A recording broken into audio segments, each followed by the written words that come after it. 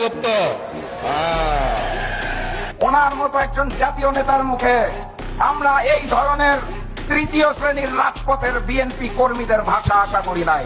উনি যখন বাংলার মাটিতে রাজনীতি করব না এই মুচলেকা দিয়ে লন্ডনে পালিয়ে গিয়েছিলেন, আমরা ওনাকে গুপ্ত বলি নাই। উনি যখন লন্ডনের মাটিতে বসে ভিডিও কলে রাজনীতি করেছেন লুকিয়ে থেকে, ওনাকে আমরা গুপ্ত বলি নাই। উনি যখন দেশনেত্রী বেগম খালেদা জিয়াকে বালুর ট্রাক দিয়ে আটকে রাখা হয়েছিল, তাও দেশে না এসে বিদেশ থেকে আহ্বান জানিয়েছিলেন, ওনাকে আমরা গুপ্ত বলি নাই।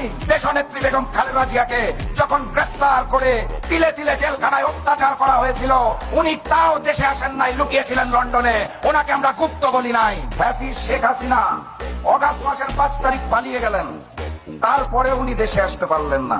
16 মাস সময় লাগলো ওনার দেশের মাটিতে পা দিতে, ওনাকে তো আমরা গুপ্ত বলি নাই।